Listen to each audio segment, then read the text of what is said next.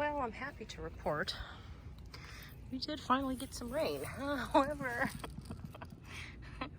that's not very much. That's not very much at all. I need like a full day of rain. However, the garden is at least happy to have a little bit of rain. I mean, look at these. I don't know if this is a spider lily or a belladonna lily, but they got some water. They are definitely happy to have some water. I just wish we'd get more of it. But I thought I'd come out and pick some squash. I noticed that some of these squash are getting a little bit large, which is exciting always. So this is my first one over here. It's not massive. I might leave that one for just another minute. Let's let that one go just a little bit longer. This one though, this one looks pretty good. That one is easily about, I don't know, 6 or 7 inches. Let's see if I can get it out of here.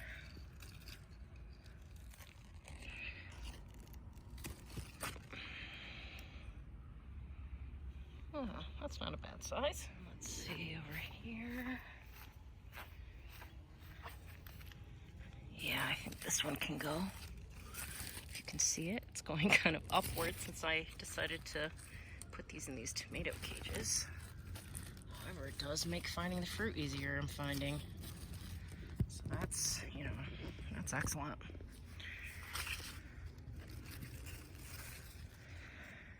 That's good size. You don't want these to get too big.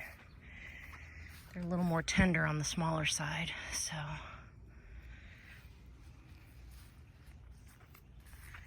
How's that one doing over there? That one can probably be cut. Its neighbor can stay. Oh, and look, while we're here, I see some eggs right there. Even though we just got rain, we are not safe.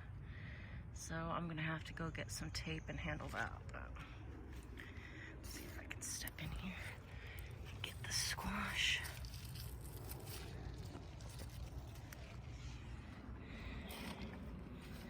Yeah, nice. 3 squash. So 2 came from the original plants, and these were ones that I didn't think were gonna make it because I was having some nitrogen issues, so I planted more. And now those are starting to produce and flower. So that's great. I still haven't seen any zucchini. It's just slow. Very, very slow for me this year. Last year, all this took off so quickly. Check our tomatoes. We'll see if there's... Oh yeah, we got some turning red down here. A few more. I'm gonna leave them for now. They're not super bright, so. Look, the chocolate cherries are blushing. So that means these are gonna turn soon. That's exciting. Oh, that makes me happy. That makes me very happy. How's our peppers doing?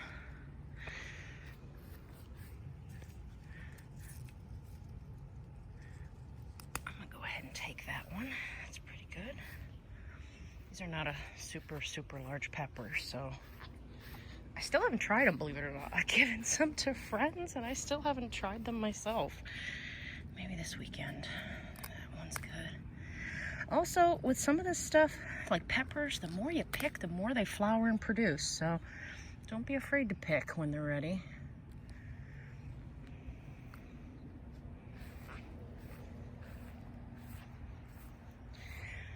Okay, well, not bad for today. 3 peppers and 3 squash.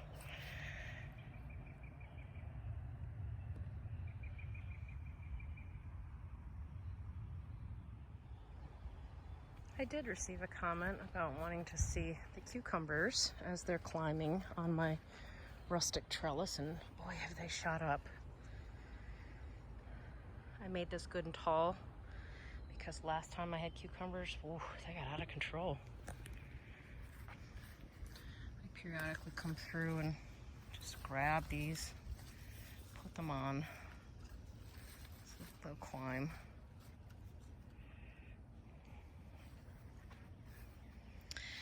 This week I will probably come through here and trim, just to get a little bit of airflow in here, you know, help the bees get down here. Some cucumbers there, so the cucumbers are coming. They're looking good. They're looking real good.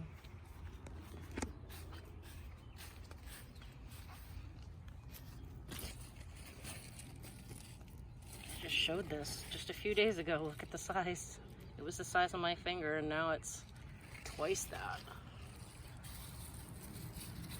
There's another one here.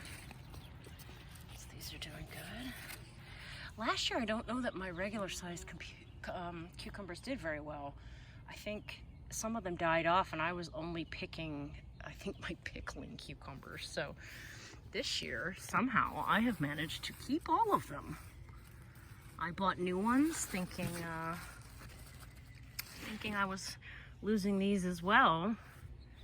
Thought I would end up having to thin them out, and no, they're really doing well. They really are.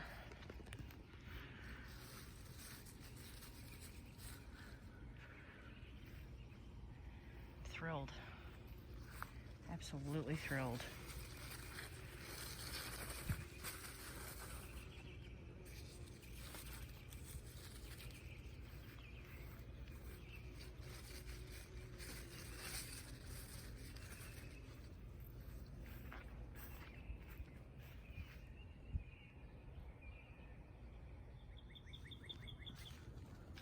Something else I haven't really talked much about are the leeks that I put in. I'm having mixed success with these. I waited a little too long to put them in, but they are, a lot of them, at least in with the tomatoes, they're holding on. They're all down the middle, and then I put them around the edge. So they seem to be holding pretty good. I am out here watering quite often, try to keep them. I planted a few more in here, and they're not doing as well. This bed is drying out a little bit more, though they're still here. I hope they hold on and can pull through. There's a few more over there. You can't really see them. So I don't know if I'll have a ton of leeks, but even if I just get a few, that makes me happy. The other thing I did is my lawn just got cut yesterday, so I went around and I grabbed some of the grass that was wet on the ground, and I used it as kind of a mulch under here. I put some on the cucumbers. I probably could do a little bit more, but I put some around each of the squash, and I even put it down here in the bottom of the tomatoes. I thought that might help with any splashback, because these don't have any of that yellowing from the leaf spot. Now I have sprayed them, but they don't have that yet, so hoping that maybe that grass application will help.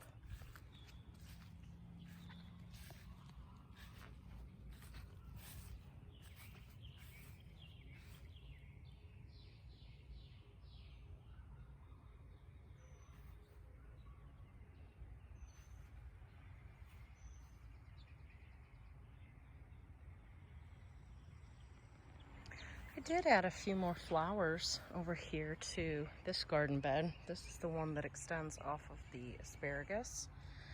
And I've put a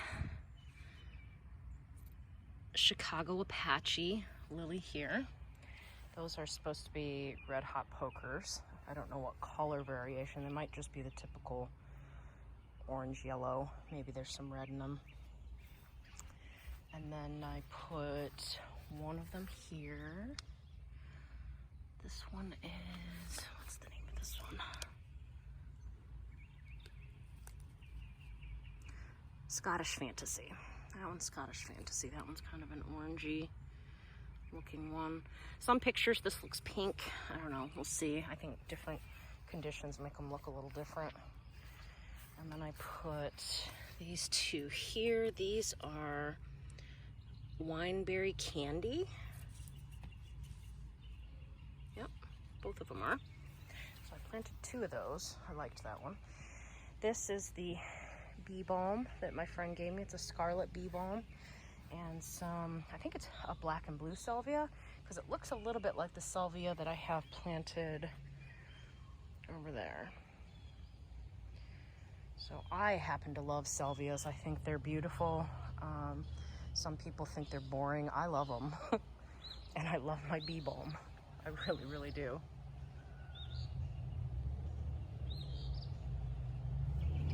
And then I planted my sunflowers. I don't think I did a video on that.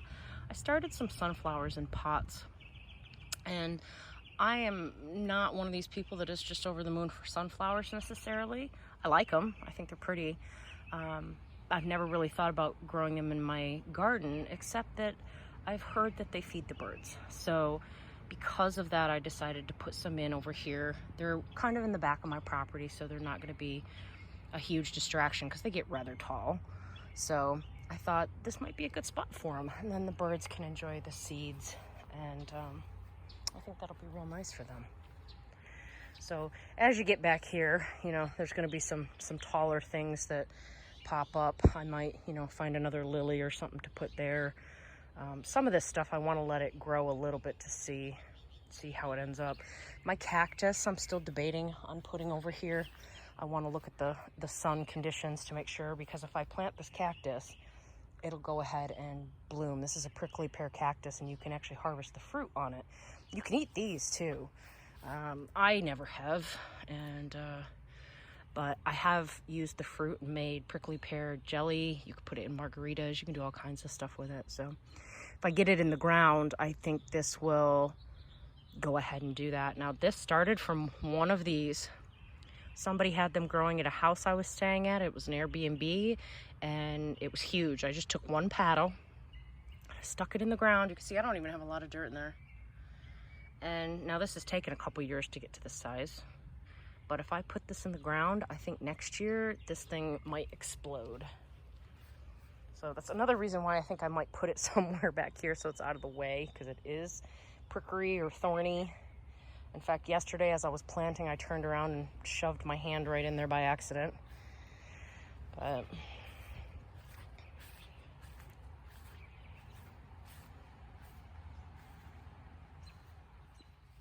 there's one more thing I wanted to show. This is the one thing with these tomato twists that I was nervous about. You may remember that I took out all my cages and I decided to try these tomato twists, and I like them.